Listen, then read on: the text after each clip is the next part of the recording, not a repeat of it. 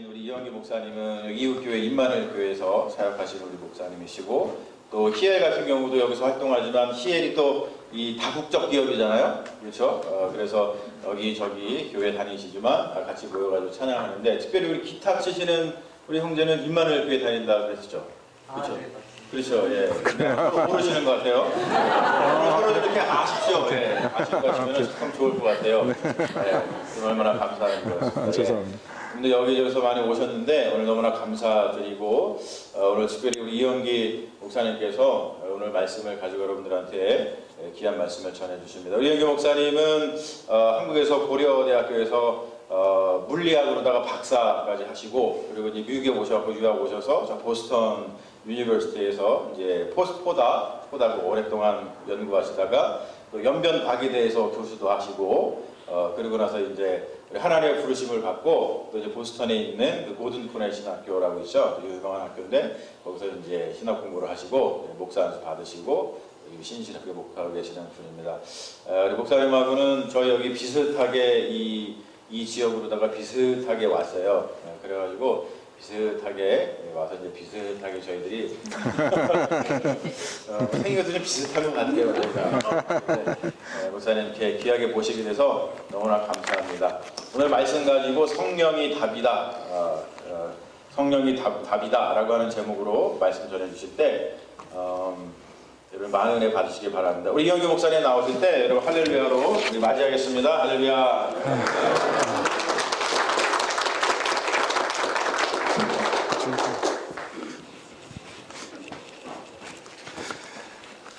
안녕하세요. 여기 마이크 하나 달아줬거든요. 들리세요? 마이크가 아니고요. 예. 아, 그래요? 녹음이 되는. 아, 네. 그럼 이걸 써야 되겠군요. 예, 반갑습니다. 오늘 제가 여기 처음 이렇게 와서 여러분들과 만나 뵙고요. 또 예배도 같이 드리게 돼서 너무 하나님께 감사하고 마음이 참 기쁘고 여러분 만나서 반갑습니다. 제가 아는 얼굴도 계시네요. 예. 세화라는, 여러분 제가 일일이 한 분 한 분 다 이렇게 성함도 여쭙고 이렇게 알아야 되는데 이렇게 한꺼번에 계시니까 제가 여러분 다 한 사람 한 사람 알 수가 없고, 대신 이 교회 이름이라도 제가 똑바로 좀 알고 가야 될 것 같은데요. 세화가 무슨 뜻이죠? 목사님? 하나님이 세상을 이처럼 사랑하사, 요한복음 3장 16절을 두 자로 줄인 겁니다. 하나님께서 세상과 화해하셨다. 세상과 화해하셨다. 예, 이제 예, 이름도 모르고 갈 뻔했습니다. 어렵네요, 조금. 세상과 화해하셨다. 네, 이름 너무 좋습니다. 네, 오늘 히엘은 또 무슨 뜻이죠? 히엘? 하나님이 살아계시다. 그런 또 오묘한 뜻이 있었네요. 네, 너무 감사합니다. 오늘 찬양의 은혜 많이 받았고요. 제 앞에서 어떤 분이 막 이렇게 손으로 찬양하시는데 저 따라하고 싶은 거 참느라고 혼났습니다. 예, 열정적으로 찬양해 주시고, 또 오늘 제가 여러분과 말씀 나누고 싶은 게 사도행전 2장 말씀인데, 우리 찬양을 통해서 우리 성령의 불, 그런 주제로 이렇게 찬양해 주셔서 너무 제가 오늘 여러분께 나누고 싶은 말씀하고 일치되는 그런 찬양이어서 제가 은혜를 많이 받았습니다. 저는 이영기 목사고요. 그 방금 여러분과 이렇게 함께 봉독한 말씀, 사도행전 2장 말씀을 가지고 여러분하고 같이 이렇게 말씀의 은혜를 좀 나누려고 합니다. 시계 확인했고요. 네, 잘 시간 맞춰서 끝내도록 하겠습니다. 네, 오늘 말씀이 사실은 제가 보니까 우리 임마누엘 교회 성도분도 여기 좀 와 계신데요. 저희 임마누엘 교회에서는 수요 예배가 있습니다. 매주 수요 예배, 저녁 예배를 수요 기도회로 드리고 있는데요. 세화 교회도 수요 예배 드리시나요? 예, 요즘에는 없는 교회들도 더러 있더라고요. 근데 매주 이제 수요 예배를 드리면 이렇게 순서지를 간단하게 마련하는데, 순서는 뭐 몇 가지 안 되는데 밑에 기도 제목이 쭉 있어요. 그리고 제 기억으로는 지난 한 7, 8개월 동안 수요 저녁 예배 때 말씀 선포를 주로 담임 목사님께서 해주시죠. 때로는 이제 강사 목사님도 오셔서 이렇게 말씀 전하고 하시는데, 제 기억으로는 한 7, 8개월 동안 우리 손원배 담임 목사님께서 임마누엘 장로교회 수요 예배 때 같은 본문으로 계속 설교를 하셨어요. 7, 8개월을요. 수요 예배 매주. 근데 그 본문이 바로 사도행전 2장 말씀이었어요. 근데 여러분 좀 그런 경우가 드물죠. 한 본문 말씀, 한 장의 말씀을 가지고 지금 7, 8개월째 계속하고 계세요. 앞으로 얼마 동안 또 계속할지 알 수가 없어요. 언제 끝날지. 계속 매주 그 말씀을 하시는 거예요. 처음에는 좀 이상했어요. 이제 목사님 한 달 정도 하시고 끝나겠지. 그렇게 했는데 한 달이 아니라 2달, 3달 막 이렇게 가는 거예요. 그러면 이제 좀 지루하다 이런 생각이 드는 것이 아니라 자꾸 그 말씀을 들으니까요. 그 말씀이 믿어지는 거 있죠. 그렇게 될 것 같은 느낌이 자꾸 드는 거예요. 그래서 제가 그 말씀을 듣다 보니까 저도 모르게 세뇌가 돼가지고 우리 목사님이 이제 말씀 좀 전해주십시오 부탁을 했는데 별로 고민이 안 되고 그래 그동안 들었던 말씀을 내가 좀 이 세화교회에서 좀 나눠서 이 성령의 불이 좀 전파되면 좋겠다 그런 마음을 가지고요. 제가 고민 안 하고 이제 사도행전 2장의 말씀을 가지고 이렇게 여러분과 은혜를 나누려고 합니다. 오늘 말씀의 제목은요. 한번 따라해 보시겠어요? 성령이 답이다. 네, 답. 그러니까 문제에 대한 답. 예? 여기 지금 조금 잘못 나왔죠? 답니다. 이렇게 나왔는데 답니다가 아니라 성령이 답이다. 네, 이런 제목으로 말씀을 증거하려고 해요. 근데 수요 예배 때 이제 저희 그 말씀을 나누고 밑에 기도 제목들이 쭉 있는데요. 이 기도 제목을 제가 여러분하고 좀 나누려고 지난주 수요일에도 우리가 이 기도 제목을 가지고 기도했거든요. 근데 그 중에 몇 가지만 제가 여러분하고 나누려고 해요. 왜 그렇게 생각하냐면 우리 이웃에 있는 교회가 이런 기도를 하고 있다. 여러분들 좀 아시면은 우리 다 같이 그리스도의 한 몸이니까 우리가 한 영으로 또 한 지역을 또 이렇게 한 지역에서 섬기고 있는 우리 교회로서 같이 이런 기도 제목도 나누면 좋을 것 같아서 제가 한 서너 가지만 읽어드리겠습니다. 조국 우리 한국 교회를 위한 기도 제목인데요.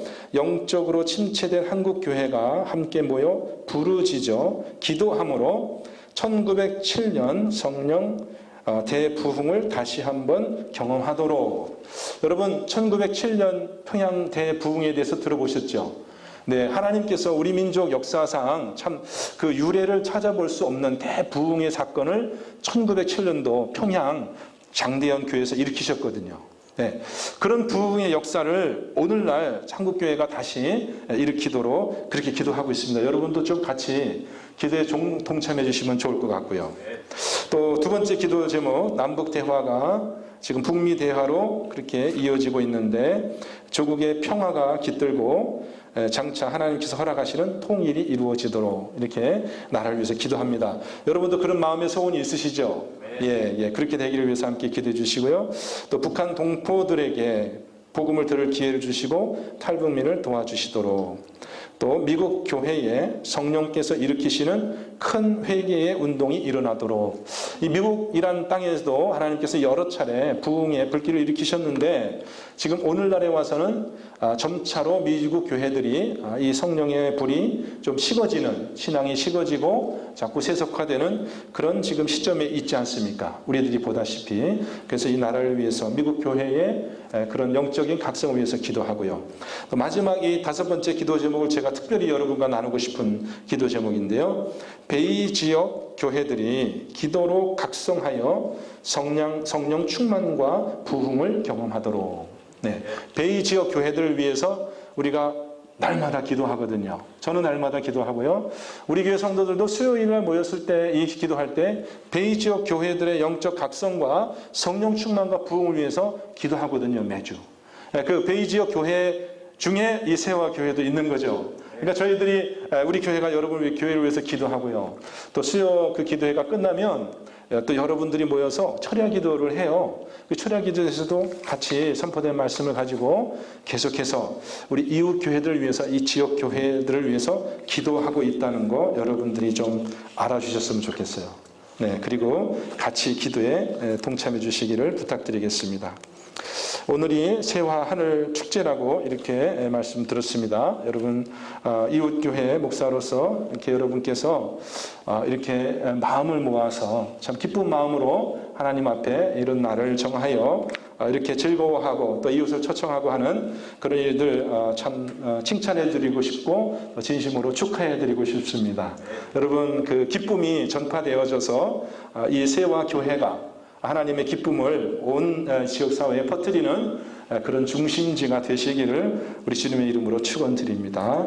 네, 그렇게 인사의 말씀하고요. 이제 제가 사도행전 2장의 말씀을 좀 가지고 여러분께 은혜를 나누려고 하겠습니다. 먼저 좀 배경 설명을 드리면 사도행전 시작할 때 보면 예수님이 승천하시는 사건이 나타나옵니다. 그죠? 예수님께서 부활하시고 40일 동안에 하여튼 지상에 머무셨어요. 근데 바로 승천하지 않고 부활하신 후에 40일 동안 뭔가 볼 일이 있으셨다는 얘기죠. 그죠? 그냥 계시진 않았을 거란 말이에요. 바로 하늘로 가셔도 되는데 40일이라는 짧지 않은 기간을 이 땅에 왜 머무셨을까?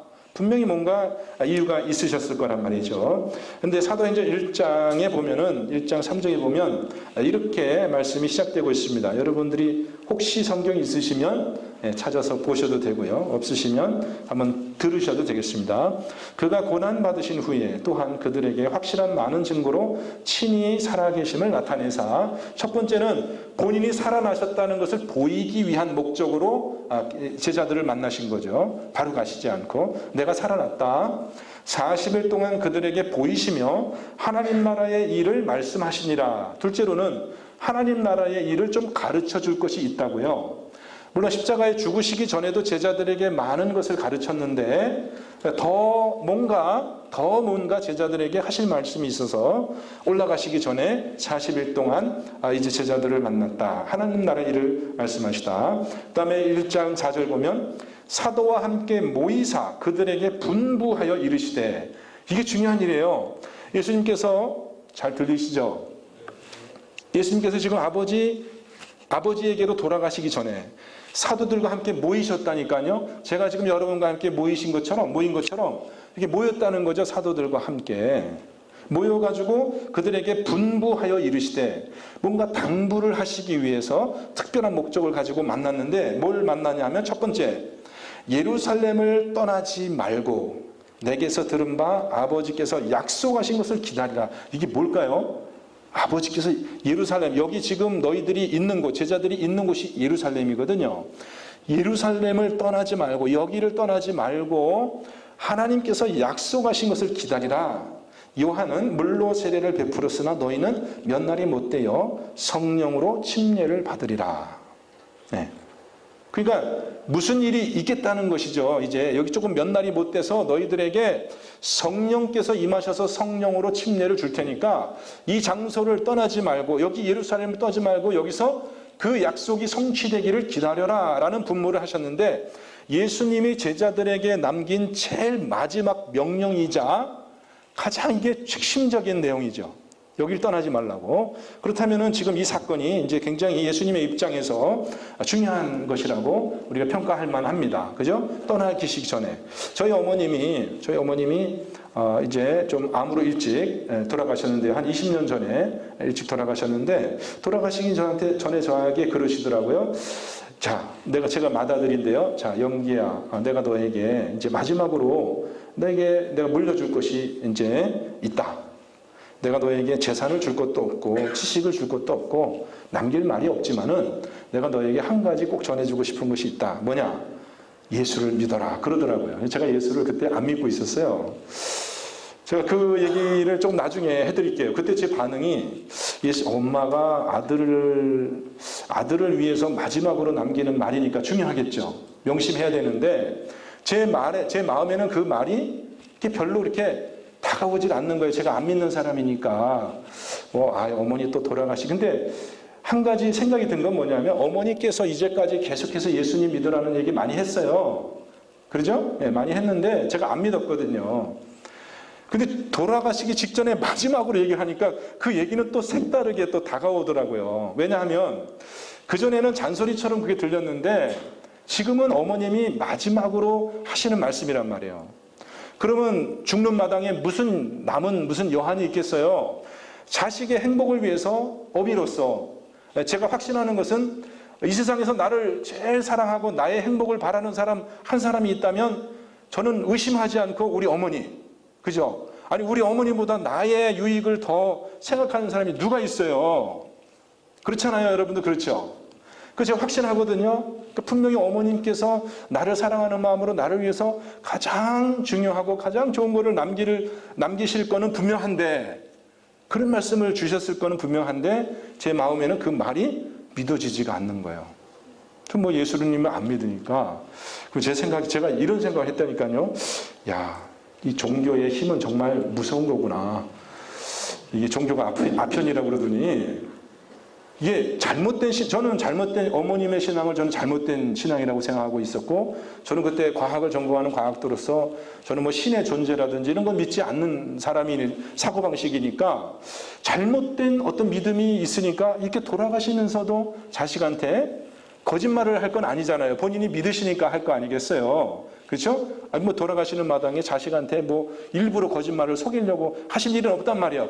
분명히 어머님 신앙이 맞기는 맞는데 그 틀린 신앙이다, 이런 생각을 제가 하게 됐다라는 것이죠. 중요한 생각인데 여러분 한번 예수님의 입장에서 한번 생각을 해보시고요. 제자들이 그 말을 어떻게 받아들였을까를 여러분이 지금 그 말을, 저와 여러분이 지금 예수님의 남기신 이 말을 어떻게 받아들이고 있을까? 예수님의 입장에서 한번 생각을 해보세요. 이 땅에 오셔서 십자가에 죽으셨죠. 그 다음에 부활하셨어요. 할 일 다 끝나셨어요, 예수님. 그죠?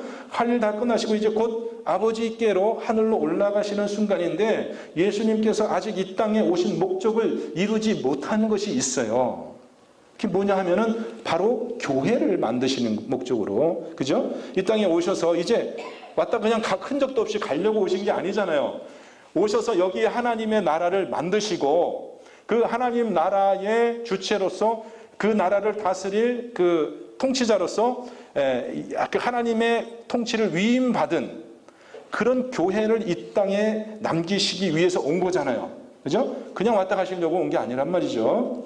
그러면 그 교회를 만드시기 위해서 누군가 그 교회의 일원이 돼야 되는데, 그래서 그들로 하여금 하나님 나라를 전파하도록 그런 중대한 그런 예수님이 이 땅에 오신 그 목적을 이루어야 되겠는데, 근데 그 일을 누구에게 맡기는 게 제일 좋겠어요? 여러분 같으면, 여러분 예수님 입장이라면 누구에게 그 일을 맡기는 게 제일 좋겠어요? 저 같으면 뭐 그 당시에 적어도 뭐 이렇게 이 로마 제국이잖아요. 그 로마 제국을 통치하던 황제나, 아니 뭐 그 황제가 아니라도 최소한도 유대 땅을 다스리고 있는 뭐 헤롯 왕이라든지, 아니면은 뭐 예수님 딱 보시기에 이게 뭐 고레스 대왕이나 알렉산더 대왕 같이 큰 영웅이 될 만한 좀 싹이 있는, 싹수가 좀 보이는 그런 좀 잠재력이 있다 싶은 그런 누구를 택하지 않았겠어요? 그래서 네가 좀 내 복음을 전해봐라. 로마 황제에게 복음을 딱 선포해가지고 예수님이, 야, 이게 내가 너한테 이 복음을 맡길 테니까 네가 앞으로 내가 이제 하늘로 올라갔다가 다시 올 때까지 네가 이 복음을 좀 잘 전해봐. 그럼 내가 와서 너에게 큰 상을 줄게. 그랬으면 로마 황제가 그날부로, 자, 우리 로마 황제의 모든 백성들은 오늘로부터 무조건 예수를 믿기로 하자, 이렇게 칙령을 내리면 간단하게 복음화가 쉽게 될 거 아니겠어요. 그 막강한 권력과 부와 그런 모든 나라의 리소스를 사용해가지고 복음을 전했으면, 뭐 이렇게 2000년 동안 이렇게 비리비리 오늘날에 이르기까지 그렇게 우여곡절을 걷고 이런 게 뭐가 필요가 있어요? 예수님이 금방 오시면 되잖아요. 아닌가요? 제 계산은 그렇단 말이죠. 근데 예수님의 선택은 그게 아니었어요. 예수님이 분명히 그렇게 복음을 전하실 수도 있죠. 그죠? 예수님이 원하시면 얼마든지 그런 식으로 복음을 전하실 수도 있는데, 이상하게 예수님은 로마 제국의 그 한복판인 로마에 태어나시지도 않았고요. 로마 제국의 입장에서 보면 제일 변방에 그냥 조그만 나라, 다른 사람들이 별로 신경도 안 쓰는, 오늘날로 하면은 뭐 그 아프리카에 뭐 그냥 말라위 그런 나라가 있는데, 여러분 어디 있는지 아세요? 그 이름은 들어보셨어요? 뭐 그런 나라예요. 사람들이 몰라요. 거기 무슨 유대 나라 뭐 그런 게 있다 하더라. 뭐 몰라요. 로마의 속국 중에서도 제일 변방이에요. 거기에 태어나셔가지고요. 그 다음에 이제 교회를 만든답시고, 예수님께서 부른 그 사람들의 면면을 보면은 무슨 뭐 학식이 뛰어난 사람, 뭐 권력이 있거나 무슨 부가 있는 사람들이 아니라는 거죠. 그냥 어떻게 보면 저와 여러분처럼 길거리에 가다가 그냥 이렇게 발에 채이는 평범한, 정말 형편없는 어부 출신의 그런 제자들, 아마 제가 그 꼬락서니를 아마 직접 목격을 못했는데 예수님하고 이렇게 12제자가 걸어가는 행렬을 만약에 누가 봤다 하면 아이고 참 그렇게 뭐 이렇게 별로 그렇게 어트랙티브한 뭔가 좀 큰 일을 낼 것 같은 그런 뭐 아우라가 전혀 보이지 않는, 너무나 평범하고 우리가 보기에 계산이 서지 않는, 아니 뭐 저런 사람들한테 뭐 인류의 영원한 그런 운명이 달린 일이잖아요. 그죠? 온 세계를 구원할 그런 하나님의 큰 구원 계획, 그 우리 인류가 정말 사느냐 죽느냐라는 그런 영원한 운명을 결판지을 그 중요한 그런 영적 전쟁의 그런 선두에 서서 이제 복음을 전해야 될 사람들을 예수님이 택하셨는데, 바로 이 12명의 갈릴리, 그것도 유대 땅에 예루살렘에서 정장한 그런 문벌 좋은 사람들이 아니라 유대 사람들이 맨날 저 갈릴리에서 무슨 선한 것이 날 수 있겠냐고. 갈릴리라는 그 지명조차도 딱 듣자마자 좀 그 부정적인 이미지가 떠오르는, 그죠? 저 갈릴리에서 나사렛에서 무슨 뭐 볼만한 게 무슨 선지자가 거기 날 수 있냐고. 거기는 아주 깜깜한 동네. 그렇게 취급하는 갈릴리 출신의 그 어부들, 최하층민이라고 할 수 있는 그런 사람들을 12명을 택해가지고 그 사람들에게 예수님이 복음 전파의 사명을 맡기셨다는 거죠. 여러분, 이게 계산이 섭니까, 이것이? 그런데 그 예수님의 계산은 이거였어요. 왜냐하면 예수님은 지금 그들에게, 그 사람들에게 무엇을 기대하고 있는 것이 아니라 예수님께서는 이제 장차 성령님을 그들에게 부어주셔서, 성령을 부어주셔서 한 사람의 회개한 영혼이 성령의 충만함을 받을 때 그에게 얼마만큼 큰 능력이 나타날 수 있는가를 예수님은 그 12제자들 통해서 보여주고 싶었던 것이에요. 하나님이 예비한 교회를 통해서 온 인류를 구원하시고자 하는 그 하나님의 예비한 그 가장 결정적인 그 승부수는 무엇이냐면 바로 성령님이었습니다. 성령님.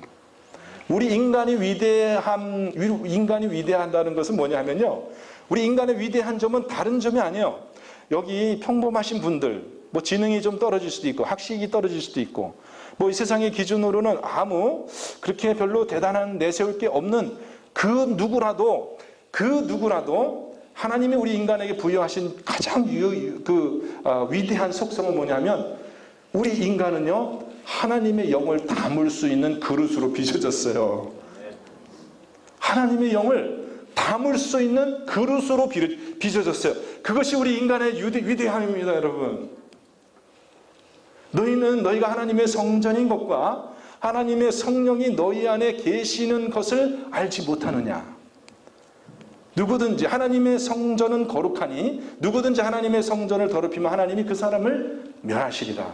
하나님의 성전은 거룩하니 너희도 그러하니라. 하나님이 우리 인간을 창조하시고 우리 인간에게 부여한 가장 위대한 가치는 뭐냐면, 그 누구라도요, 뭐 지체야라도 어린아이라도, 오늘 이제 말씀을 보면은 뭐 남녀노소, 자녀들, 어린아이라도 청년들이라도 늙은이들이라도 남자라도 여자라도 할 것 없이요, 차별 없이 모든 사람에게 하나님께서는 어떤 속성을 주셨냐면 하나님의 영, 거룩한 영을 담을 수 있는 그런 그릇으로 우리를 만들어 주셨다는 거예요. 우리 그릇이 깨끗하기만 하면요, 깨끗하기만 하면 하나님께서 우리를 점령하실 수 있는 거, 하나님의 영이. 그 사람은 성령 충만한 사람이 되는 거죠. 그러면 그 한 사람의 능력이 온 세상을 뒤덮고 남을 만한 그런 한 사람의 능력이 된다는 거죠. 여러분, 수박씨 하나를 여러분 이제 이렇게 씨 없는 수박 혹시 드시죠? 씨 없는 수박 잘라보면 씨가 있어요, 없어요? 씨가 없죠? 안 드셔봐서 모르시나요? 씨가 없는데 어쩌다 거기에 이상하게 하나씩 박혀 있을 때가 있어요. 그런 거 보셨어요? 씨가 없어야 되는데 하나씩 있어요. 그 씨를 갖다가 심었어요. 수박이 날까요? 안 날까요? 이게 이해가 안 되시는 모양인데 다시 잘 들어보세요. 씨 없는 수박을 잘라서 다 먹고 나니까 거기 씨가 한두 개가 있었어요. 그걸 갖다 심었어요. 그래서 이제 심었더니 거기서 수박이 이렇게 자라날까요? 안 자라날까요? 어떤 건 안 나고 잘 가꾼다는 전제하에, 물론 그 막 학대하고 그러면 안 나요. 잘 가꾼다는 전제하에 수박이 자라날까요? 안 자라날까요? 수박 농구리. 정답은 모르겠는데죠. 정답은 모르겠는데 해봤어요? 안 해보셨잖아요. 어떻게 알겠어요? 근데 해본 사람이 얘기를 하는데 수박 덩굴이 난대요. 그 수박이 열린대요. 그 열린 수박에 씨가 있을까요? 없을까요? 그 열린 수박에 씨가 있을까요? 없을까요? 안 해봐서 모르죠? 해보셨어요? 열린 수박에 씨가 하나 까뜩이래요. 그 씨를 없애는 게 너무너무 어려운 거예요. 씨를 없애는 게. 그 씨를 말린다는 표현이 있잖아요. 씨를 말린다. 씨 말리는 게 여러분 쉬워요? 안 쉬워요? 씨를 말리는 게 굉장히 어려워요. 과학을 막 연구해가지고 씨를 말리려고 해도 한두 개가 있는데 그걸 심으면 씨가 하나 가뜩인, 그게 생명력이라는 거예요. 생명력. 근데 여러분 이거 아세요? 수박씨 하나만 있으면 그 수박씨 하나를 가지고 온 지구를 덮는 수박을 만들 수 있어요? 없어요? 잘 가꾸면. 있어요. 수박씨 하나만 있으면 그 씨가 작잖아요. 씨가 작은데 수박씨 하나만 있으면 그거를 잘 가꾸면 그 수박으로 온 지구를 다 덮을 수가 있어요. 그렇죠? 그게 생명력이라는 거예요.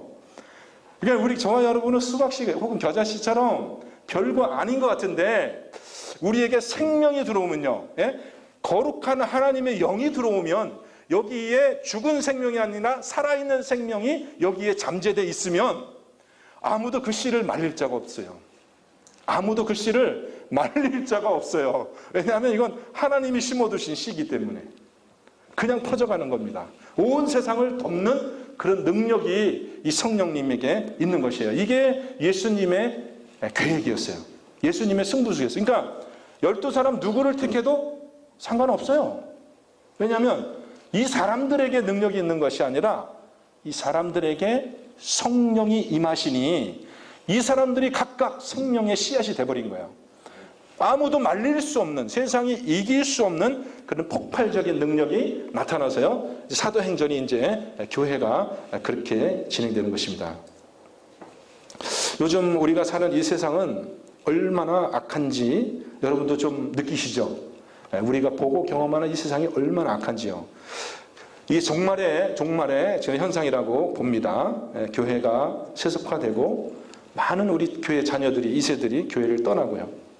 정말 사탄 마귀는 막 우는 사자처럼 그렇게 우리 성도들을 집어삼키려고 달려드는 그런 세대가 지금 우리 세대가 아닌가. 우리 자녀들은요, 지금 우리 자녀들이 어떤 형편에 놓여 있습니까, 여러분?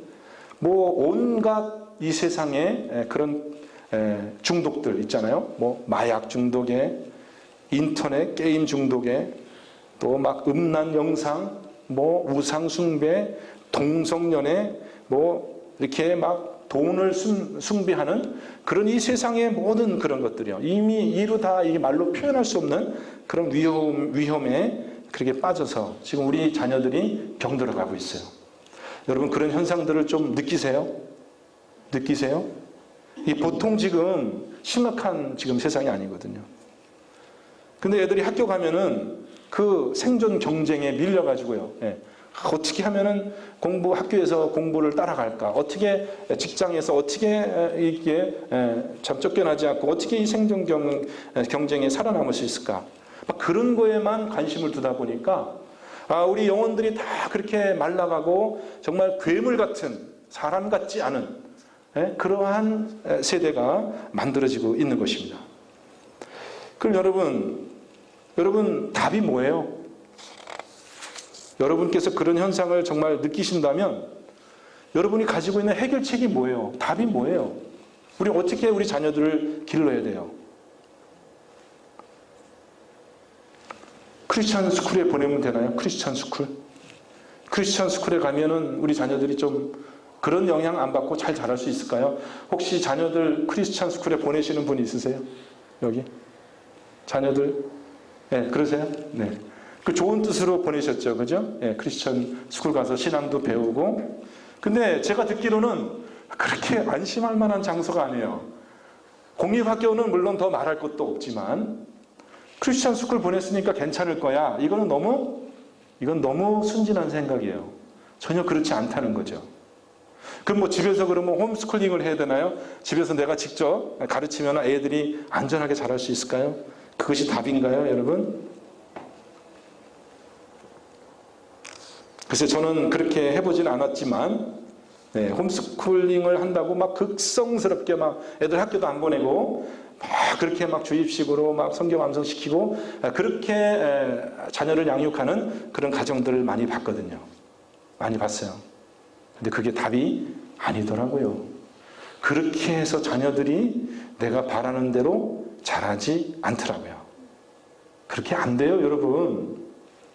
왜냐하면 그렇게 어떤 조건을 갖춰줬다고 해서 자녀들의 마음 속에 참 그리스도의 생명이 싹 트는 게 아니더라고요. 그러면 뭐가 답이냐? 뭐가 답입니까? 오늘 설교 제목, 성령이 답이다. 성령이 답이다. 성령이 답이다. 자녀들이 성령 체험하면, 자녀들이 예수 믿고 자신의 죄인됨을 깨닫고 회개하여 주를 믿고 성령을 선물로 받는 그런 하나님과의 인격적인 만남이 있기만 하면, 그러면 여러분 우리가 안심할 수 있어요. 물론 그 이후로도 여러 가지 신앙의 또 성장이 있고 도전이 있고 여러 가지 어려움이 있을 거예요. 그렇지만 이것은 아까 제가 얘기한 것처럼 이것은 말릴 수 없는 하나님의 생명이거든요. 네? 우리 자녀들을 위해서 여러분 무슨 기도를 하세요? 좋은 대학 가기를 기도하세요, 여러분? 좋은 대학 가서 좋은 교육 받으면 전부 다 동성연애 옹호론자로 바뀝니다. 여러분 그거 아세요? 네, 미국에 이런 통계가 있습니다. 어떤 통계가 있냐면 동성연애가 합법이고 그것이 괜찮다라고 지지하는 그 사람들 통계를 냈는데요. 대학 이상 졸업자가 훨씬 더 많아요. 여러분. 왜 그럴까요? 대학에서 그걸 가르치는 거예요. 그거를. 그러니까 많이 배우면 그게 좋은 걸로. 그렇게 된다니까요. 그러니까 정말 여러분 자녀들 위해서 기도할 때 무슨 뭐 좋은 대학 가서 좋은 직장을 얻어서 건강하게 또 결혼, 가정 잘 하도록 그렇게 우리가 기도하죠. 그런데 그렇게 하다가 자녀들이 신앙에서 떨어져 가는 그런 일들이 미국 교회에 너무 많고요. 한국 교회도 너무 많아요. 통계는 80%의 우리 자녀들이 대학을 가면은 교회를 떠난다고 합니다. 80%의 자녀들이요. 우리가 실패한 거죠. 실패한 거예요. 정말 눈에 넣어도 아깝지 않은 그 자녀들을 우리가 그렇게 성심성의껏 길러가지고 사단한테 우리가 뺏겨버린 거예요. 이 세상에 뺏겨버린 거예요. 물론 다시 찾아와야 되겠지만요. 너무 늦기 전에 우리가 자녀들을 위해서 뭘 기도해요? 이 자녀들이 성령 충만하도록 기도해야 됩니다. 성령 충만하도록 기도해야 돼요. 성령을 받도록 기도해야 돼요. 그러지 않고는요, 그 하나님의 거룩한 씨가 심겨지지 않고는 우리는 사실은 아무 쓸모없는 그릇이에요, 여러분. 그렇잖아요. 우리 그릇은 무엇을 담기 위한 용도잖아요. 근데 거기다 지저분한 거, 이 세상의 모든 쓰레기 같은 거, 악한 거, 음란한 거, 정말 욕심, 죄의 악덩어리 그런 거 담으면은 그 그릇은 그런 그릇이 되는 거고요. 거기에 거룩한 하나님의 영이 담기면 거기에 참 생명이 싹 트는 거잖아요, 여러분. 일단 그거보다 더 중요한 일이 없는 거예요. 그런데 문제는 뭐냐면 자녀들의 성령 충만을 기도하고 구해야 되는데 우리 부모 세대가 중요한 건 우리가 먼저 성령 충만해야 되잖아요. 그죠? 내가 성령님이 누군지 모르고 내가 성령이 충만하지 않은 사람인데 어떻게 자녀들을 위해서 기도하겠어요, 여러분? 그것이 우리에게 큰 지금 도전입니다.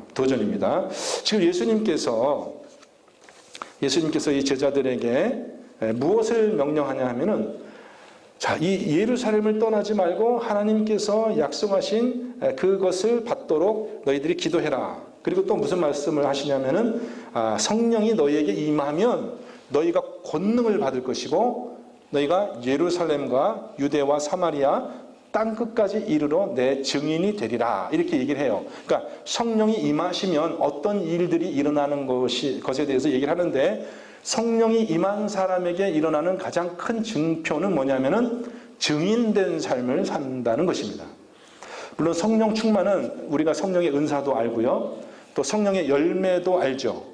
네? 성령이 우리에게 오시면 우리를 거듭나게 하시고요, 성령이 우리를 거듭나게 하시고요, 우리로 하여금 하나님의 영원한 생명을 받게 하시고요, 구원을 이루어 가시고요, 성령의 은사들을 주시고 또 우리의 삶과 인격에서 성령의 열매를 맺게 하시고 여러 가지 일들을 하시는데, 성령께서 하시는 일들 중에 가장 중요한 일은, 가장 궁극적인 열매는 무엇이냐면은 우리로 하여금 땅끝까지 주님의 증인이 되게 하는 그런 일을 하신다는 겁니다.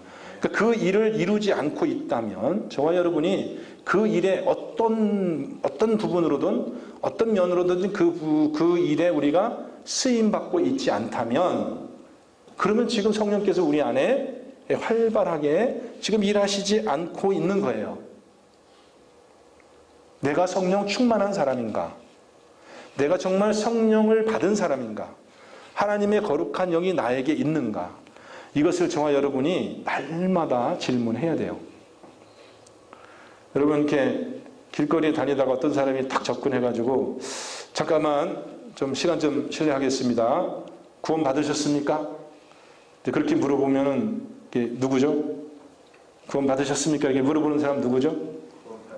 네, 구원파죠. 구원파. 들어보셨어요? 구원파들 이렇게 사람 만나면 하는 말이 있잖아요. 구원 받으셨습니까? 네, 여러분 이제 받았습니다. 그러면 그 다음에 뭐라 그러죠? 두 번째 질문이 뭐라 그러죠? 언제 받았냐고, 몇 월 며칠 날 받았냐고. 그 모르면 가짜라고. 이게 구원파거든요. 구원파. 네. 성령파는 어떻게 질문할까요? 성령파는 첫 번째 뭐라고 질문할까요? 성령파는? 네? 아니, 구원파는 뭐라고 그래요? 구원 받았습니까? 그러잖아요. 성령파는? 성령 받았습니까? 그럼 여러분이 뭐라고 대답해야 돼요? 받았습니다 해야 되겠죠? 여기는 안 받으신 분들이 많은 것 같은데 조금 이렇게 갸우뚱한데, 그러면은 두 번째 질문이 뭐예요? 언제 받았습니까? 그럼 이제 그게 성령파가 되는 거예요. 저는 구원파는 아닌데요. 제가 성령파거든요. 여러분 한번 물어보세요. 옆에 사람들한테 한번 물어보세요. 묻고 대답해 보세요.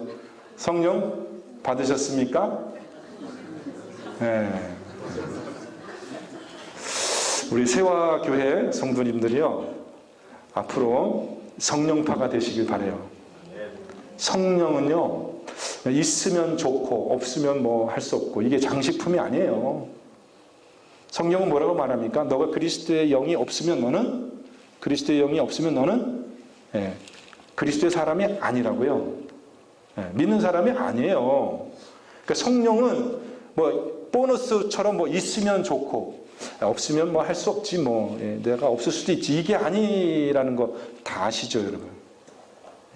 성령이 없으면은 우리는 하나님의 사람이 아니에요. 그러니까 여러분 다 성령을 받으셔야 돼요. 받으셔야 되고, 그 성령이 정말 내 안에 충만한 것에 대해서 여러분 확신이 있으셔야 돼요. 여러분 구원의 확신이 있으세요? 구원의 확신이 있으세요? 아멘. 구원의 확신이 있는 것만큼 여러분이 성령의 확신이 있으셔야 돼요. 구원의 확신을 여러분은 어떻게 얻으셨어요? 어떻게 얻으셨어요? 구원의 확신을? 모르시죠? 구원의 확신을 성령께서 주시는 거예요. 성령께서 주시는 거예요. 성령이 우리에게 증거하신 것이, 성령이 바로 하나님의 구원의 보증이에요. 우리가 구원받은 것을 증거하는 것이 성령님이에요. 성령님 없으신 분은 구원의 확신이 그건 자기 신념이죠. 자기 신념이에요. 자기가 그냥 나 구원받았어, 자기 스스로 그렇게 얘기하는 것 뿐이죠. 그거는 확실한 확신이 아닙니다. 그거는 성령이 구원의 보증이에요.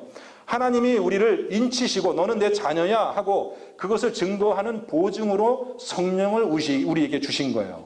아셨죠? 예? 성령의 확신이 있는 사람에게 구원의 확신이 있는 것입니다. 자, 오늘 오순절 성령 강림 사건, 여러분 좀 오순절 성령 강림 사건을 조금만 우리가 더 연구해 봅시다. 2장 1절부터 4절, 오늘 우리가 읽진 않았는데 1절부터 4절에 보면은 오순절이 되었어요. 오순절이라는 것은 6월절로부터 50일이 지났다 그래서 이제 오순절이거든요. 예수님이 언제 돌아가셨냐면 6월절에 돌아가셨어요. 그죠?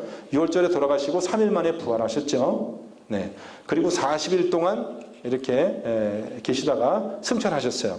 그리고 나서 이제 오순절이 며칠이 지나면 오순절이 될까요? 예수님 승천하시고 며칠이 지나면 오순절이 될까요? 네, 한 7일, 그죠? 네, 7일 정도 지나면, 일주일 정도 지나면 오순절이 됐습니다. 오순절은 유대인의 큰 명절이니까 이제 사람들이 순례자들이죠.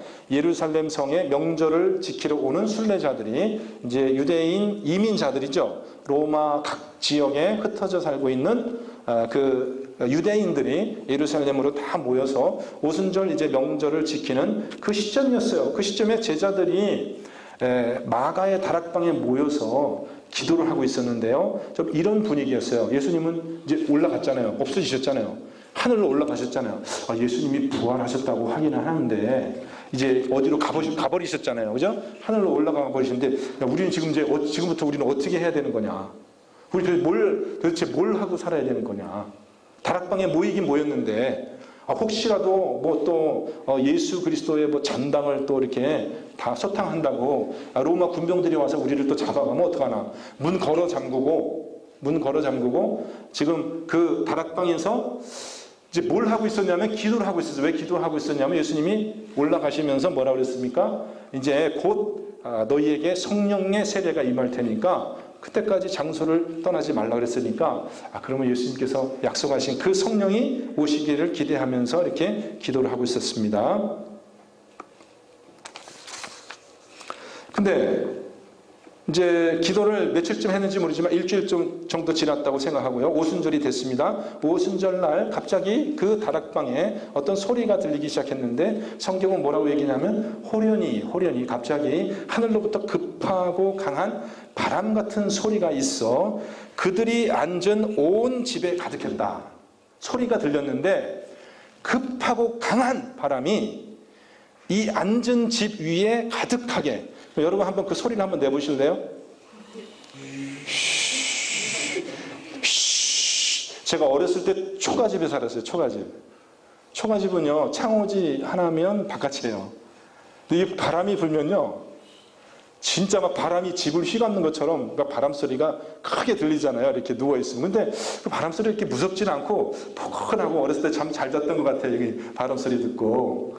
그러니까 지금은 바람 소리 듣기가 어렵죠. 근데 바람 소리가 강하고 급한 바람 소리가 갑자기 이 120명의 그 성도들이 모여 있는 다락방에 그 바람 소리가 막 나요. 그리고 눈에 어떤 현상이 보이기 시작했는데 어떤 현상이 보이냐면 불의 혀같이. 여러분 불의 혀 어떻게 그립니까?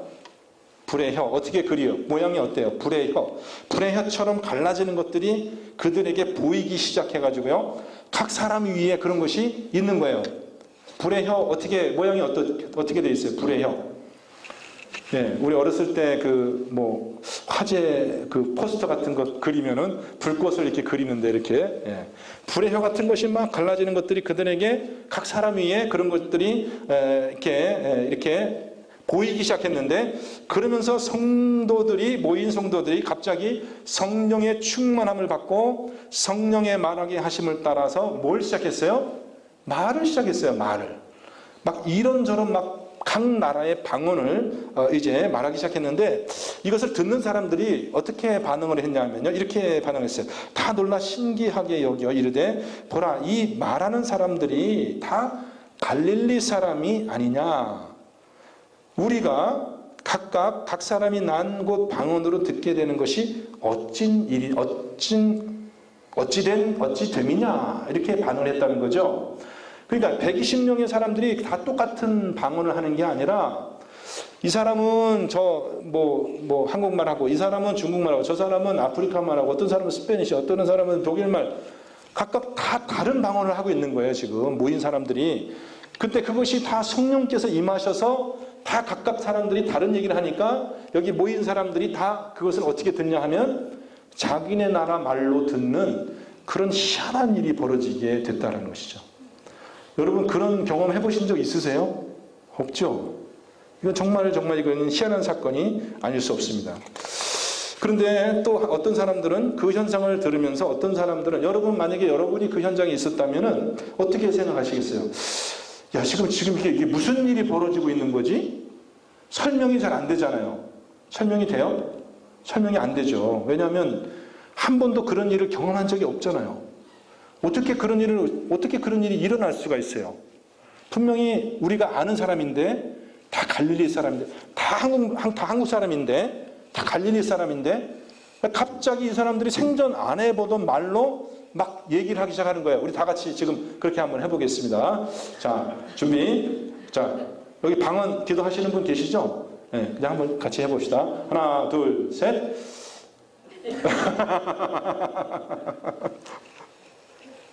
그게 안 되잖아요. 안 돼요, 그게. 근데 성령께서 임하시면 그게 된다는 거예요. 경험을 안 해보셨죠? 성령께서 임하시면 된다는 거예요. 근데 어떤 사람들은 또 뭐라고 하냐면 어떤 이들은 조롱하여서 이르되 그들이 새 술에 취하였다. 새 술에 취하였다. 근데 왜 이런 말을 하냐 하면요. 한 번도 자기가 경험해 보지 못한 일은요. 우리가 설명을 할 수 없거든요. 근데 설명을 그럼 어떻게 해야 되겠어요? 한 번도 경험해 보지 못한 일이야. 그 설명을 어떻게 하겠어요? 제가 중국에 연변에 갔더니 이상한 과일이 있어요. 이상한 과일. 생전 처음 먹어보는 과일이 있어요. 그 과일의 이름이 사과배예요. 사과배. 드셔보신 분 계세요? 없죠? 네, 진짜 희한한 과일이에요. 사과배. 그 지역에서만 나는 배예요. 다른 데서 먹을 수가 없는데 사과배인데 사과배 여러분은 못 먹어보셨잖아요. 못 드셔보셨잖아요. 저는 먹어봤었거든요. 사과 맛이 나는 배예요. 그러면 여러분 좀 이해가 되세요? 이해가 되시죠? 여러분 사과 아시잖아요. 배 아시잖아요. 그러니까 제가 여러분에게 설명하려면 그렇게밖에 설명이 안 되는 거죠. 왜냐하면 못 드셔봤으니까. 지금 사람들이 막 방언으로 무엇인가를 얘기하고 있는데 이 듣는 사람들이 보면은 한 번도 자기들이 생전 경험 못한 일이거든. 그러니까 자기들이 익숙한 경험에 빗대어서 얘기하잖아요. 그러니까 자기들이 평상시에 잘 아는 그런 현상으로 비슷한 현상으로 설명할 수밖에 없는 거잖아요. 그죠? 사과배는 못 먹어봤지만 사과는 먹어봤으니까. 그러니까 하는 얘기가 뭐냐면 저 사람들이 새술에 취했다. 왜 그런 얘기냐면 자기들이 경험한 그런 세계가 비슷한 게 뭐가 있어요? 자기들이 술 취해가지고 횡설수설하던 그런 경험이 자기들한테 있으니까 저 사람들도 술에 취한 거라고 그렇게 설명을 할 수밖에 없다는 거죠. 그런데 그때 이제 베드로 사도가 일어나서 그게 아니다 설명을 하기 시작합니다. 그러면서 이제 베드로가 뭐라고 얘기냐면 지금 오전 9시다. 오전 9시다. 네, 술 취한 사람들도 밤에 이렇게 술 먹고 그러지만 아침 9시쯤 되면 대충 깨잖아요. 그죠? 아침 9시까지 이렇게 그런 경우 드물잖아요. 지금 9시야. 오전 9시야. 저 사람들이 아무리 술 취했다 그래도 지금 9시인데 어떻게 그런 현상이 나타날 수 있냐 상식적인 얘기를 합니다. 그러면서 이렇게 베드로가 이것은 사실은 술 취한 것도 아니고 너희들이 잘 몰라서 그렇지 베드로 사도는 자기가 사건 현장에서 그 사건을 경험하면서 어떻게 그 사건에 대한 해석이 되었냐 하면은 이것은 술 취한 것도 아니고 이것은 바로 성경에 이미 예언되어 있는 그 일이 지금 성취되고 있는 거야 라고 그렇게 해석을 해요. 그렇게 해석을 하면서 요엘 선지자의 말씀을 인용하시는 겁니다. 그것이 오늘 우리가 읽은 본문의 말씀입니다. 본문의 말씀 우리가 다시 상기해 보면 어떻게 되냐면 말세에 내가 내 영을 모든 육체에 부어 주리니 말세에 내가 내 영을 모든 육체에 부어 주리니 누가 한 말이죠? 요엘 선지자가 한 말이죠. 그죠? 정확하게 말하면 하나님께서 요엘 선지자를 통해서 한 말이에요. 그럼 요엘 선지자는 지금 예수님이 오시기 700년 전의 사람이에요. 예수님이 오시기 전 700년이나 전의 사람이 지금 한 얘기인데 베드로는 그 말씀을 알고 있는 거죠. 그죠? 베드로는 그 말을 외우고 있는 거예요. 베드로 사도는 딱 일어나서 그게 아니다. 술 취한 게 아니고 지금 여기서 벌어지고 있는 이 일을 설명을 내가 해줄게. 내 말을 잘 들어봐. 이게 뭔지 알아? 이게 700년 전에 요엘 선지자가 예언하신 그 사건이 지금 여기서 성취되고 있는 거야. 그렇게 설명을 했다라는 거야. 베드로 사도가. 그러면서 뭐라고 요엘 선지자의 말을 제 인용하면서 너희의 자녀들은 예언할 것이요 너희의 젊은이들은 환상을 보고 너희의 늙은이들은 꿈을 꾸리라. 여기 보면 3세대가 나오죠. 3세대. 자녀들이 나오고 젊은이들이 나오고 죄송하지만 늙은이들이 나와요. 성경에 있기 때문에 제가 그렇게 표현한 겁니다. 우리 연세 드신 어르신들 제가 존경하지 않아서 그렇게 표현한 게 아니고 성경에 있는 말 그대로 하면 너희 자녀들, 그러니까 제일 어린 세대겠죠. 자녀들은 예언할 것이고 너희 젊은이들은 환상을 보게 될 것이고 너희 늙은이들은 꿈을 꾸리라. 그때에 내가 내 영을 내 남종과 여종들에게 부어주리니 그들이 예언할 것이요. 이게 요엘 선지자가 한 700년 전에 한 예언인데 그것이 지금 오순절 이 다락방에서 지금 성취되고 이루어지고 있다라고 그렇게 이야기합니다. 그럼 여기서 강조점이 뭐에 있냐면 말세에 내가 내 영을 모든 육체에 부어주겠다. 모든 육체에 남녀노소 신분 고저를 상관없이, 그죠? 뭐 까만 사람, 뭐 하얀 사람, 이 노란 사람 상관없이 신분이 천한 백성이든지 신분이 왕이든지 종이든지 상관없이 유대인이든지 이방이든지 무슨 말을 하든지 상관없이 어린이든지 어린이들도 지금 하나님께서 성령을 주실 수 있다고 얘기하는 거예요. 어린이들도요. 나이 연로하신 분들도요. 지체장애 아들요. 누구든지 모든 육체에게 내가 내 영을 하나님의 영을 모든 육체에게 부어주겠다고요. 남자에게만 주겠다고 했어요? 이거 사실 충격적인 얘기예요. 그 당시의 상황에서 성령님이 여자한테도 임할 수 있나? 성령님이 우리 유대인이 아니고 하나님이 우리 유대인이 아니고 그럼 이방인에게도 임할 수 있단 말이야? 아니 성령님이 꼬맹이 어린 아이한테도 임할 수 있단 말이야? 오늘 말씀을 통합하여 보면 뭐 이렇게 예를 들었지만 통합하여 보면 남녀노소 모든 사람에게 강조점이 모든 육체에게 하나님이 영을 부어주시겠다는 겁니다. 언제 그렇게 하시겠다고 했어요? 말세, 마지막 때. 그러니까는 사도 지금 베드로는 뭐라고 얘기냐면 지금이 말세다라고 얘기하고 있는 거죠. 그죠? 지금이 말세다라고 얘기하고 있는 거예요. 왜냐하면 하나님께 그랬잖아요. 마지막 때 말세에 내가 모든 육체에게 내 영을 부어주시겠다 했잖아요. 그러니까 지금 그게 이루어지고 있다 얘기했으니까 사도 베드로는 지금 말세라고 얘기한 거죠. 그럼 지금요, 저와 여러분이 살고 있는 지금 세대는 무슨 세대예요? 지금 세대가 말세. 그죠? 그러니까 말세라는 것은 어느 한 세대가 아니에요. 그러면은 지금 자녀들에게 부어주신다고 했죠? 그 다음에 젊은이들에게 부어주신다고 했죠? 늙은이들에게 부어주신다고 했죠? 그러면 이 자녀 세대가 어른 돼서 태어난 그 후세대는요? 부어주신다는 거예요? 안 부어주신다는 거예요? 요 세계 3대만 부어주시고 그 다음에는 끊겠다는 얘기인가요? 그런 얘기로 들리세요?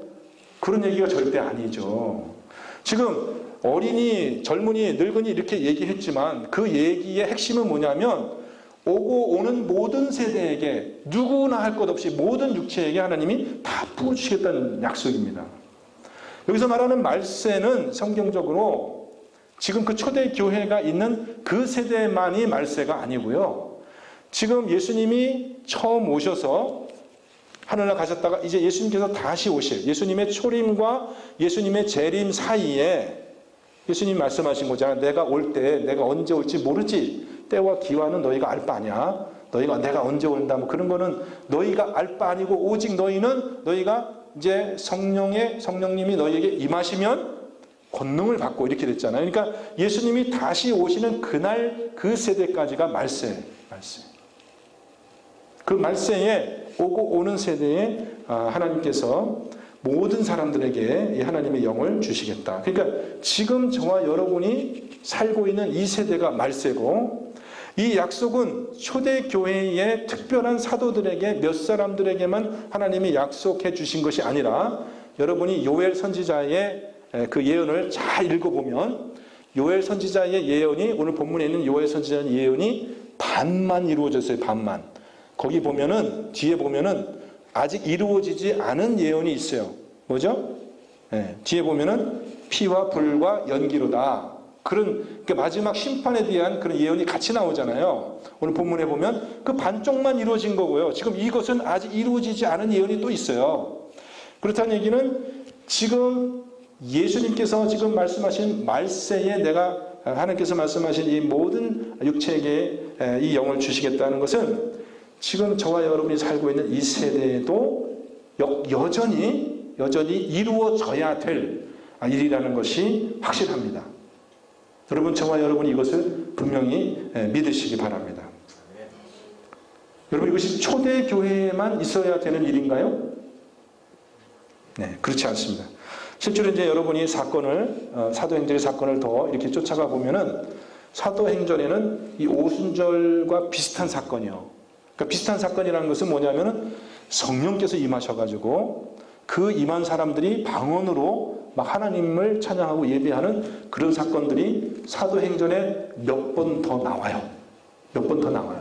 사도행전의 역사를 쫓아가면. 그러니까 이것이 이례적인 사건이 아니라는 거예요.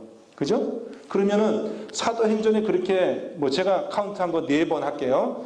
오순절과 비슷한 사건이 사도들이 이렇게 안수하여 기도하니까 성령이 임하고 방언을 말하고 예언을 말하는 그런 오순절 사건이 4번씩이나 있었는데, 그러면 4번 끝나고 사도행전이 끝나고 그 뒤에는 있었을까요? 없었을까요? 그 사건이 있었을까요? 없었을까요?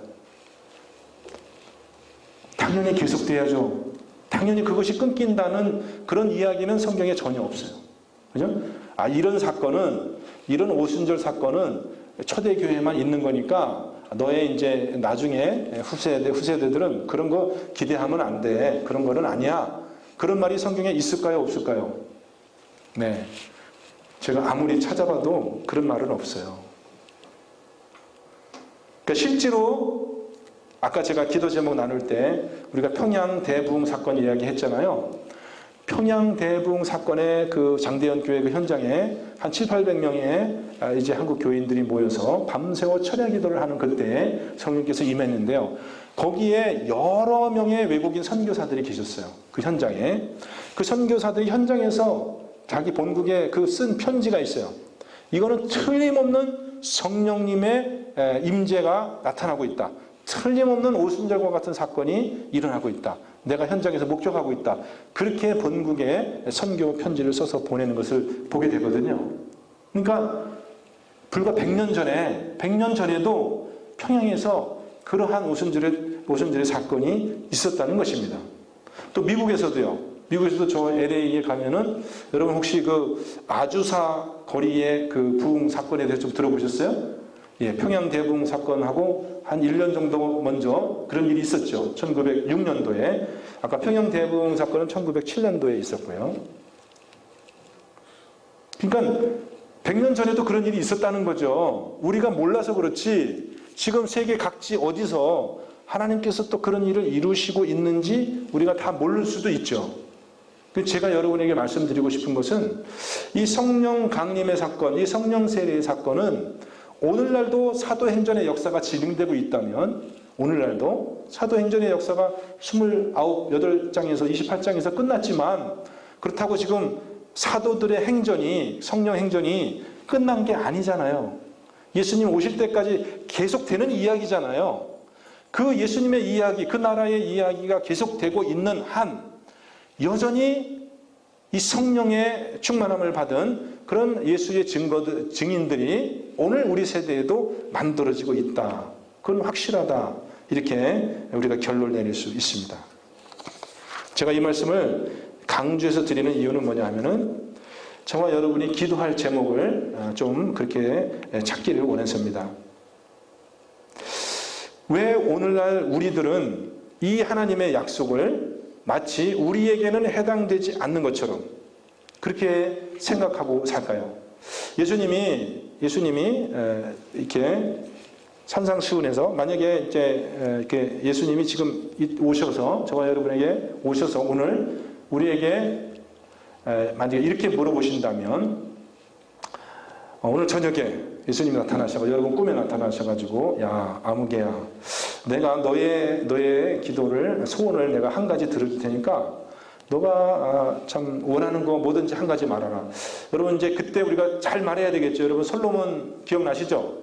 솔로몬이 1000번째 드리고 그 밤에 꿈에 이제 하나님이 나타나셔가지고 꿈이라는 표현이 이제 성경에 그렇게 되어 있지만 그것이 진짜 꿈이었는지 환상이었는지 우리가 잘 알 수 없지만 어쨌든 1000번째를 드리고 성전을 봉헌한 그 솔로몬에게 여호와 하나님이 나타나셔서 야 네가 원하는 게 뭐냐 나한테 구하라 그랬어요. 그때 솔로몬이 뭘 구했죠? 네, 지혜를 구했죠. 지혜를 구해서 하나님이 지혜 주셨어요 안 주셨어요? 지혜 주시고 또 뭐 주셨어요 또? 네, 부귀와 영화를 주셨죠. 또 장수를 주셨죠. 그러니까 여러분 잘 구해야 돼요. 뭘 구하는지가 중요한 거거든요. 산신령이 나타나서 이도끼가 내 도끼냐 그럴 때 여러분 금도끼가 내 도끼냐 그럴 때 여러분 뭐라고 대답하셔야 돼요? 아니라고 그래야 돼요. 아니라고. 금도끼가 내 도끼냐 그러면 아니라고. 은도끼가 내 도끼냐 아니라고. 그러면 이 쇠도끼가 내 도끼냐 그러면 네. 그러니까 쇠도끼 받았죠? 또 뭐 받았어요? 금도끼, 은도끼 같이 받았잖아요. 근데 욕심꾸러기가 금도끼 자기 거라고 그러니까 어떻게 돼요? 아무것도 못 받게 되는 거죠. 자, 오늘 저녁에 예수님께서, 주님께서 저와 여러분 찾아오셔서 야, 내가 네 기도, 네 소원을 하나 들어줄 테니까 하나 말하라. 그럼 여러분 뭐를 구하겠어요, 여러분? 뭐를 구하시겠어요? 누구한테 좀 물어봤으면 좋겠는데 누가 좀 대답. 앞에 계신 죄로 뭘 구하시겠어요? 가운데 앉아 계신 자매님? 모르겠어요. 이러면 안 된다니까? 오늘 저녁에 나타나실 수 있는 거예요, 진짜로. 그러면 그 옆에 계신 우리 권사님 또 대답을 한번, 권사님 맞으신가요? 그럼 권사를 구하시면 될까요? 권사. 나 권사 되게 해주세요. 왜 구하시면 될까요? 될까요? 아니 이렇게 꿈이 없으시면 안 되는데. 자, 여러분 생각해 보세요. 예수님께서 이렇게 얘기했어요. 구하라 그러면 주실 것이요. 구하라 그러면 주실 것이요. 찾으라 그러면 찾을 것이요. 문을 두드린 자에게 열릴 것이다. 여러분 아직 한 번도 안 구해 보신 분들처럼 지금 여러분의 마음속에 그 구할 게 있어야죠. 기도 아침마다 기도하시잖아요. 그게 있어야죠. 하나님 붙들고 기도하는 게 있어야죠. 그게 생각이 안 나면 안 되죠. 누가 툭 찌르면 툭 튀어나와야죠. 기도 제목이. 기도가 툭 튀어나와야 되잖아요. 그죠? 아멘? 지금 정신 차리고 계신 거예요? 지금 조금 이렇게 왔다리 갔다리 하시는 거예요. 제가 지금 내가 정신을 안 차리고 있나? 옆에서 누가 툭 찌르면 나와야죠. 내가 너 위해서 뭐 기도해 줄까? 그러면 탁 나와야죠. 기도가 익숙하게 나오는 말이 여러분의 입술에 있어야 되죠. 예수님 와서 물어보는데 극적 잘 모르겠는데 하루만 있다가 다시 와주세요. 생각 좀 하게. 그러면 때가 지나갑니다. 예수님께서 그러잖아요. 구하라. 그러면 주시겠다 그러잖아요. 구하면 준다 그러는데 왜 안 구하세요? 구하면 준다는데요. 예수님이 뭘 구하라고 그랬어요? 뭐 아파트 구하라고 그랬어요? 차 구하라고 그랬어요? 예수님이 뭘 구하라고 그랬어요? 뭐든지 구하시면 주겠다고 그랬는데 예수님이 제일 좋은 걸 구하라고 그랬단 말이에요. 뭘까요? 성령. 네. 성령이 답이다. 성령을 구하라고 예수님이 말씀하신 거예요. 예수님이 오늘 저녁에 나타나서 여러분에게 너 딱 한 가지만 소원 말해봐. 그러면 여러분 뭘 구하셔야 돼요? 성령을 구하셔야 돼요. 그게 땡이에요. 성령만 구하면, 성령만 충만하면 나머지는 금도끼, 은도끼 다 그 안 구해도 상관이 없어요. 성령 충만하면 여러분의 삶은 그걸로 끝나는 거예요. 그걸로. 모든 게 다 이루어지는 줄 믿습니다. 아니 자기가 뭘 구해야 될지 여러분 알아야 된다고요. 딱 한 가지만 구해야 된다면은 우리는 뭘 선택해야 되냐면 성령 충만을 구해야 돼요. 성령 충만을 구해야 돼요. 제가 이제 말씀을 좀 맺어야 되겠습니다. 시간을 좀 여러분 많이 사용해서 죄송한데요. 제가 여러분이 하고 싶은 말은 너무 많습니다만은 그건 이제 또 다음 기회에 있기를 제가 기도하겠습니다. 제가 기도하면 하나님 잘 들어주시더라고요. 기도할게요. 근데 제가 여기서 결론을 좀 말씀드리면은 우리가 성경에서 찾는 예수님, 우리 주님, 하나님의 말씀이나 그런 모든 약속들은 너무나 명확하게 우리로 하여금 성령 충만을 간구하라고, 예루살렘에 임했던 그 성령, 오순절 성령이 지금 우리에게 임할 수 있다라고 이야기하고 있습니다. 여러분 믿으십니까? 그것이 저와 여러분의 꿈이 되기를 바랍니다. 근데 이게요, 제가 말했잖아요. 우리 교회에서, 지금 우리 교회에서 이거 7개월째 이거를 설교를 하고 있다고. 7개월째. 왜 그럴까요? 왜 7개월째 설교? 왜냐하면 성도님들 잘 그거를 안 믿으세요. 말로는 아멘 하는데 그걸 구하질 않아요. 구하세요. 그걸 구하세요. 그걸 목표를 잡고 구하세요. 성령 충만한 게 말로만 찬양으로만 하죠. 불로 임하소서. 아멘. 성령의 불로 임하소서. 이거를 찬양은 하는데 그 구할 생각을 안 한다는 얘기죠. 그거를 작정하고 구하시면요, 하나님이 불로 임해 주신다는 약속이 있어요. 제가 뭐라고 설명을 더 드리는 것보다 여러분 각자가 그 구하는 것을 받는 그런 체험을 여러분들이 꼭 하셔야 됩니다. 그 체험이 없이는 우리의 신앙이 더 앞으로 나가기 굉장히 좀 힘들고요. 지금 우리가 당면한 이 세상의 영적 전쟁이 얼마나 위험하고 치열한가를 생각해 볼 때 정말 여기에 시급한 우리의 기도의 제목이 있는 것이에요. 그래서 꼭 여러분들, 제가 정말 마음 같아서는 매주 와가지고 저도 이렇게 정말 몇 달이라도 정말 이 설교를 하고 싶은 그런 마음이 제 마음속에 있는데, 제가 꼭 저를 기억해 주시고 수요일날 모였을 때 하나님, 이 베이 지역에 정말 성령의 불이 임하고 이 세화교회가 내가 성령의 충만함을 입어서 정말 예수님의 그 증인된 삶을 살아가는 그런 부흥이 이 지역에 있기를 원합니다. 그렇게 함께 기도하는 기도의 동역자들이 되어주시기를 주님의 이름으로 간절히 부탁드립니다. 기도하겠습니다. 하나님 아버지, 짧은 정말 혀 가지고 주님의 말씀을 이렇게 전했습니다. 하나님께서 듣는 자 위에 하나님의 은혜로 함께 하여 주셔서 이것을 깨닫게 하여 주시고, 만약에 이것이 우리가 아직 경험하지 못한 그런 일이라면 우리 개인의 삶 속에, 또 우리 가정에, 이 교회에, 세화교회 위에 성령의 충만함이 있도록 하나님 이 시간 응답하여 주옵소서. 간구하는 자들, 찾는 자들에게 반드시 가장 좋은 것으로 주시겠다고 하신 주님의 약속의 말씀을 믿습니다. 그 응답의 현장이 되게 하여 주옵소서. 예수 그리스도 이름으로 감사하며 기도합니다. 아멘.